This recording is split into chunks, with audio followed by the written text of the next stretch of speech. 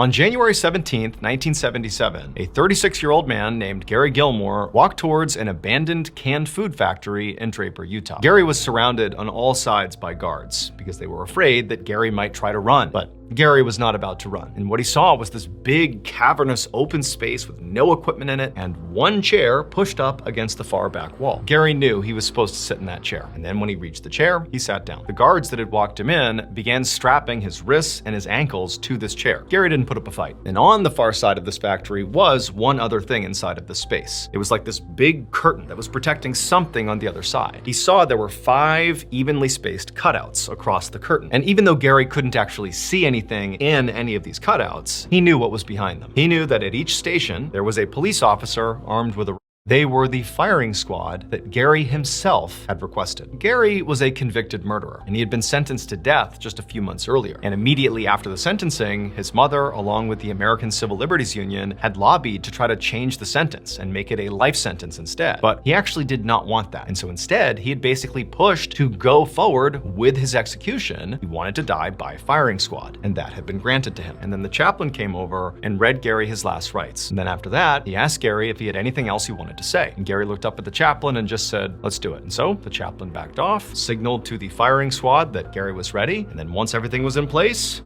poked through the 5 holes in the curtain, and they fired. Shortly after, Gary was dead. 10 years after Gary's execution in 1987, a young marketing executive named Dan Wyden was having a meeting with his colleagues at his company's headquarters in Portland, Oregon. So Dan actually owned this marketing agency, and his company had recently signed this new client. It was a small business with a lot of promise. They needed a strong marketing campaign to really get them off the ground and sort of begin to make them a household name. And so for hours, they sat there pitching different ideas, but nothing really felt right. He suddenly has this epiphany. He just randomly found himself thinking about the execution of Gary Gilmore. 10 years earlier, death by firing squad. It was all over the news. And Dan, like his colleagues, had certainly kept up with that story. It was a big deal at the time. He remembered a very particular detail about the execution that for whatever reason just felt like, oh my goodness, we can use that to market this brand. Dan would take a well-known detail from the execution of Gary Gilmore, he would tweak it slightly, and he would use it to fuel this advertising campaign for the small business. And it would work amazingly. It literally doubled this company's business practically overnight. And this campaign, it featured a slogan that has since become arguably one of, if not the most famous slogans for any business in the entire world. The slogan that Dan created was based directly on Gary Gilmore's final words, "Just do it." Dan's client, that small business, was Nike.